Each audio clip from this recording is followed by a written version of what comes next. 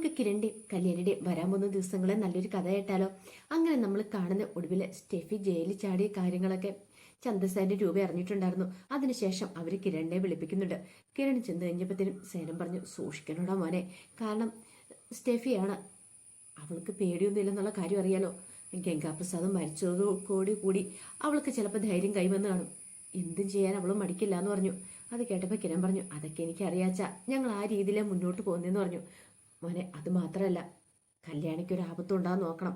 കല്യാണി അവർ ലക്ഷ്യം വെക്കുന്നുണ്ടായിരിക്കും. മനോഹർ പിന്നെ ലോക്കപ്പിലാണല്ലോ, അതുകൊണ്ട് മനോഹറിനെ പെട്ടെന്നൊന്നും ചെയ്യാൻ പറ്റില്ല. പക്ഷെ അതിനേക്കാളും കൂടുതൽ ശത്രു നിങ്ങളോട് ഉള്ള കാർത്തിയോടും ലക്ഷ്മി അമ്മയോടും ഒക്കെ കാണുമെന്ന് പറഞ്ഞു. കിരൺ പറഞ്ഞു, അതെ, ഞാനിതൊക്കെ നോക്കിയും കണ്ട് നിൽക്കുന്നുണ്ട്. രൂപ പറഞ്ഞു, അതൊന്നും പറഞ്ഞിട്ട് കാര്യമില്ല, എന്തും ചെയ്യാൻ മടിക്കാത്തതാണ് അവള്. അതുകൊണ്ട് അവൾ വന്നിട്ടുണ്ടെങ്കിൽ ഉറപ്പായിട്ടും ആരെയൊക്കെ ഇല്ലാതാക്കുമെന്ന് പറഞ്ഞു. ഗംഗാപ്രസാദ് ചെയ്യാൻ കഴിയാത്ത അവൾക്ക് ചെയ്യാൻ പറ്റുന്നൊരു തോന്നലുണ്ടായിരിക്കും. അവൾക്ക് മരിച്ചാലും പ്രശ്നമില്ലല്ലോ, അവൾ ആ രീതിയിലല്ലേ നടക്കണമെന്ന് ചോദിച്ചു. കിരൺ പറഞ്ഞു, അതെ അമ്മേ, എന്നെ CI സാറ് വിളിപ്പിച്ചിട്ടുണ്ടായിരുന്നു, കാര്യങ്ങളൊക്കെ പറഞ്ഞായിരുന്നു പറഞ്ഞു.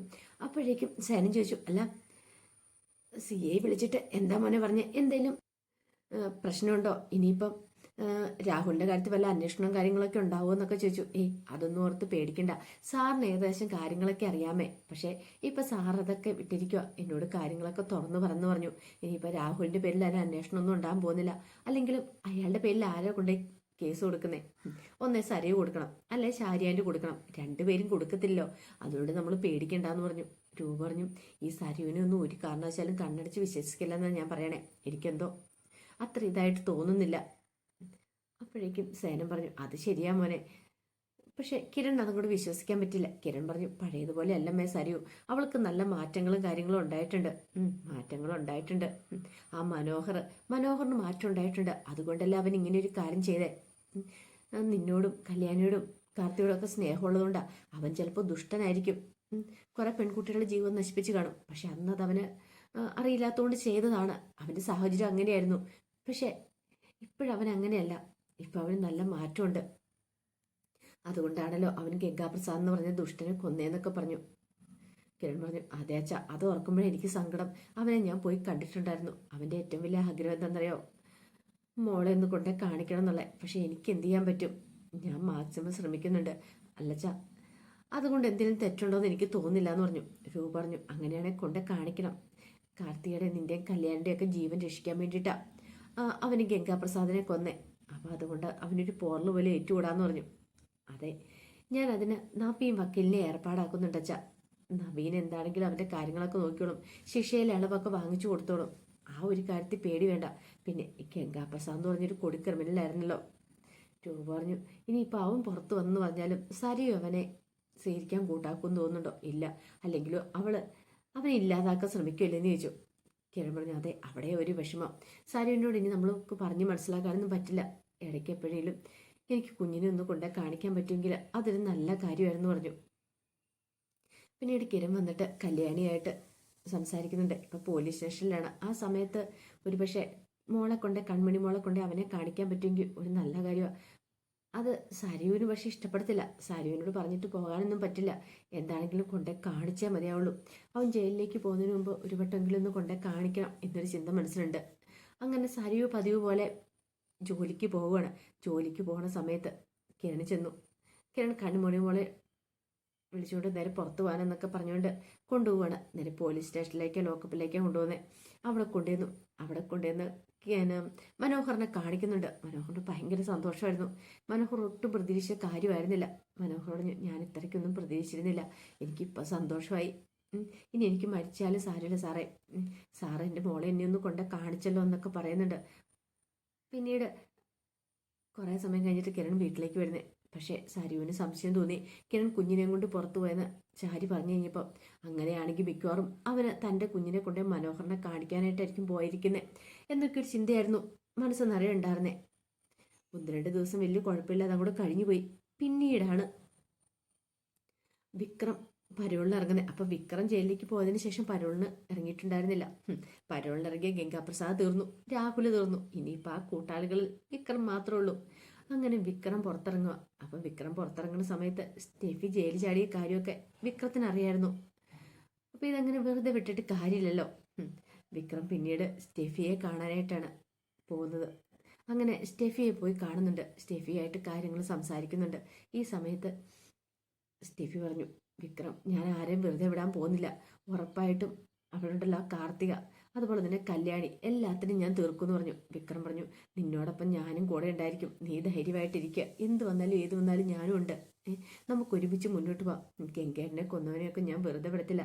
അത് മാത്രമല്ല, രാഹുലങ്കള് എല്ലാത്തിനും കാരണം കിരണും കല്യാണിയൊക്കെയാന്ന് പറഞ്ഞു. കാര്യം പറഞ്ഞാൽ അവൾ എൻ്റെ സ്വന്തം ചോരയായിരിക്കും. പക്ഷേ എങ്കിൽ അവളെ ഞാൻ വെറുതെ വിടില്ല എന്ന് പറഞ്ഞു. ഈ സമയത്ത് വിക്രം പരോളിന് ഇറങ്ങിയ കാര്യം സരിയു അറിയുന്നുണ്ട്.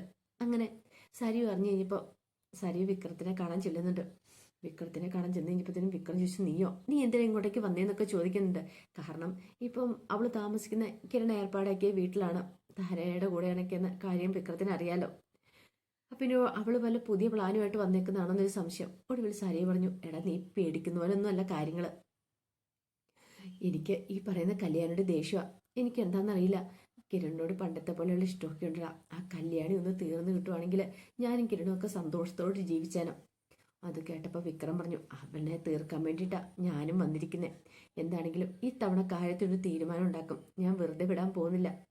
ഒക്കെ തന്നെ ഞാൻ തീർത്തിട്ട് പോകത്തുള്ളൂ എന്ന് പറഞ്ഞു. എവിടെ എന്താണെന്ന് പറഞ്ഞാലും ജയിലിൽ പോയി കിടക്കണം. ഇനിയിപ്പം ഇവനെയും കൂടെ കൊന്നിട്ട് അല്ലെങ്കിൽ അവളെയും കൂടെയൊക്കെ കൊന്നിട്ട് പോയി കിടക്കുന്നൊരു അന്തസ്സല്ലേന്ന് ചോദിച്ചു. അപ്പോഴേക്ക് സരി പറഞ്ഞു, കിരണിന് ഒരു ആപത്തും വന്നുകൂടാ. കിരണിന് എനിക്ക് വേണം, പക്ഷെ പകരം കല്യാണി അങ്ങ് തീർത്തേക്കണമെന്ന് പറഞ്ഞു. എൻ്റെ അച്ഛനെ കൊന്ന് ആരാന്നറിയോ? കിരണ. പക്ഷെ ഞാനത് ക്ഷമിച്ചു. എന്തുകൊണ്ടാണെന്നറിയോ? അച്ഛൻ ദുഷ്ടനാണ്. പക്ഷെ കിരണിന് ഇനി എന്തെങ്കിലും സംഭവിച്ചിട്ടുണ്ടെങ്കിൽ എനിക്ക് സഹിക്കാൻ പറ്റില്ല. കിരണിനെ എനിക്ക് വേണോടാ. അങ്ങനെയാണ് ഞാൻ പ്രതികാരം ചെയ്യാൻ പോകുന്നത് ആ കല്യാണിയോട്. ഒടുവിൽ വിക്രം പറഞ്ഞു, അങ്ങനെയാണ് നമുക്കൊരു കാര്യം ചെയ്യാം. സ്റ്റെഫിയൊക്കെ പോയി കാണാം, നീയും കൂടെ വരാൻ പറഞ്ഞു.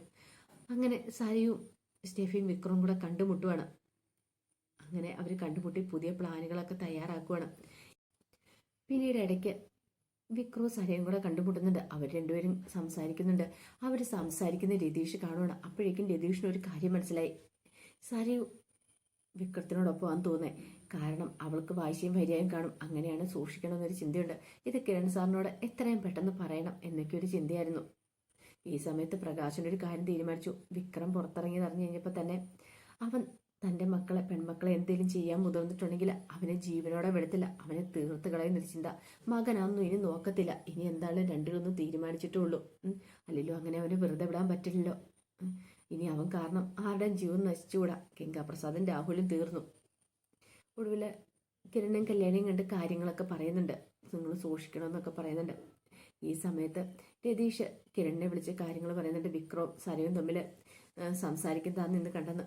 അപ്പോഴേക്കും കിരൺ പറഞ്ഞു, അത് വെറുതെ ആയിരിക്കും, ചിലപ്പോൾ വഴി വെച്ച് കണ്ടപ്പോൾ സംസാരിച്ചായിരിക്കും എന്ന് പറഞ്ഞു. പക്ഷേ കിരൺ സാറെ സൂക്ഷിക്കണം, എനിക്കെന്തോ ഒരു അപകടമൊക്കെ തോന്നുന്നുണ്ടെന്ന് പറഞ്ഞു. അങ്ങനെ 1-2 ദിവസം കൂടെ കഴിഞ്ഞു പോയി, വലിയ കുഴപ്പമില്ലാതെ. ഈ സമയത്തൊക്കെ കിരണൊക്കെ ജാഗരൂകനായിട്ടായിരുന്നു ഇരിക്കുന്നത്. കാരണം എപ്പോഴേ നിമിഷം വേണേലും സ്റ്റെഫിയോ അത് കൂട്ടാളികളോ വിക്രം ആരെങ്കിലും വേണം കടന്നു വരാമെന്നൊരു ചിന്ത അവരുടെ മനസ്സിലും ഉണ്ടായിരുന്നു. അങ്ങനെ എന്താണെങ്കിലും 1-2 ദിവസം കഴിഞ്ഞപ്പോഴത്തേനും ഒരു രാത്രിയായ സമയത്ത് കിരണും കല്യാണിയും കൂടെ സംസാരിച്ചിരിക്കുകയാണ്. അപ്പം കിരൺ കല്യാണം സമാധാനിപ്പിക്കുന്നുണ്ട്. ഇനിയിപ്പം വിക്രം വന്നാലും പേടിക്കൊന്നും വേണ്ട, അവന് നമ്മളൊന്നും ചെയ്യാൻ പറ്റില്ലെന്നൊക്കെ. പക്ഷെ പ്രകാശിനൊരു കാര്യത്തിൽ തീരുമാനം ഉണ്ടായിരുന്നു. ഇനിയിപ്പോൾ തനിക്ക് എന്ത് സംഭവിച്ചാലും ശരി, തൻ്റെ മക്കൾക്കൊന്നും സംഭവിക്കില്ലെന്ന്. അതുകൊണ്ട് ആ നോട്ടം കരുതലൊക്കെ പ്രകാശനുണ്ടായിരുന്നു. കുറച്ച് കഴിഞ്ഞപ്പോഴത്തേനൊരു സ്റ്റെഫയും കൂട്ടിനും വിക്രവും ഒക്കെ അങ്ങോട്ടേക്ക് വരുന്നത്. അങ്ങനെ അവരെന്ത് ചെയ്തു? കിരണിനെ കല്യാണി ആക്രമിക്കാൻ ശ്രമിക്കുകയാണ്. പ്രകാശം വിടുവോ? പ്രകാശൻ എന്താണെങ്കിലും അവരുടെ കാര്യത്തിലൊരു തീരുമാനം ഉണ്ടാക്കുന്നുണ്ട്. മിക്കവാറും വിക്രത്തിനെ തന്നെ സ്വന്തം കൈ കൂടി തീർക്കും. ഇത്രയും കാലം പ്രകാശൻ അത് ചെയ്തിട്ടുണ്ടായിരുന്നില്ല, കാരണം സ്വന്തം മോനല്ലേന്ന് ഓർത്തിട്ട്. പക്ഷെ ഇനി അവൻ ജീവിച്ചിരുന്നിട്ടുണ്ടെങ്കിൽ കിരണിനും കല്യാണിക്കൊക്കെ ആവത്താന്ന് കരുതിയിട്ട് സ്റ്റെഫീനെ അവരെയൊക്കെ മിക്കവാറും തീർക്കും. സ്വന്തം മോനാന്ന് നോക്കത്തില്ല, അവനിട്ടും കൊടുക്കും. അപ്പം അതിൻ്റെ വിശേഷങ്ങളൊക്കെ ഇനി വരുന്ന ദിവസങ്ങളിൽ കാണുന്നത്. ഏകദേശം ക്ലൈമാക്സിലേക്ക് എത്തിക്കൊണ്ടിരിക്കുകയാണ് കാര്യങ്ങൾ. അപ്പം സ്റ്റെഫിയുടെ കാര്യത്തിലും വിക്രത്തിൻ്റെ കാര്യത്തിലും ഒക്കെ തീരുമാനം. അതുമാത്രമല്ല, സരയുവാണ് ഇതിൻ്റെ പിന്നിൽ. സരയു കാരണമാണ് ഇത്തരം കാര്യങ്ങളൊക്കെ ഇങ്ങനെ സംഭവിച്ചത്. രാഹുൽ കല്യാണി ഇല്ലാതാക്കാൻ വന്നതെന്നൊക്കെയുള്ള സത്യങ്ങളൊക്കെ കിരൺ തിരിച്ചറിയുന്നുണ്ട്. അതോടൊപ്പം തന്നെ സരുവിൻ്റെ കള്ളത്തരങ്ങൾ മുഴുവൻ പുറത്തു വരുവാണ്. ഇതിനിടയ്ക്ക് താര ശരിക്കും പെട്ടുപോയിട്ടുണ്ടായിരുന്നു. താരയ്ക്ക് സത്യങ്ങളൊക്കെ പലവട്ടം പറയണമെന്ന് ആഗ്രഹം ഉണ്ടായിരുന്നു. പക്ഷെ താരയ്ക്ക് പറയാൻ പറ്റിയിട്ടുണ്ടായിരുന്നില്ല. എന്നാലും അവസാനം എത്തിക്കഴിയുമ്പോൾ താരയ്ക്ക് സത്യങ്ങളൊക്കെ തുറന്നു പറയേണ്ടതായിട്ട് വരും. അപ്പം അതിൻ്റെ വിശേഷങ്ങൾക്കായി നമുക്ക് എല്ലാവർക്കും കാത്തിരിക്കാം കേട്ടോ. നമ്മൾ നെക്സ്റ്റ് വീക്ക് പ്രൊമോ കണ്ടപ്പോൾ കണ്ടിട്ടുണ്ടായിരുന്നു. അവസാനം ഭാഗവത്തി കഴിഞ്ഞപ്പോഴത്തേനും പ്രകാശൻ ജയിലിലേക്ക് കല്യാണിക്ക് വേണ്ടിയെന്ന് പറഞ്ഞുകൊണ്ട് അപ്പം കല്യാണിന്റെ ഒക്കെ ശത്രുക്കളെ ഇല്ലാതാക്കിയിട്ട് പ്രകാശൻ ജയിലിലേക്ക് പോകും. നല്ല അന്തസ്സോട് കൂടിയിട്ട് പോകും. എന്നാലും ജയിലിലേക്ക് പോയാലും കിരൺ പ്രകാശൻ രക്ഷിക്കുക തന്നെ ചെയ്യും. അപ്പം അതിന്റെ വിശേഷങ്ങൾക്കായി നമുക്ക് എല്ലാവർക്കും കാത്തിരിക്കാം. ഒരിക്കൽ കൂടി എല്ലാവർക്കും ശുഭദിനം നേർന്നുകൊണ്ട് നിർത്തുന്നു.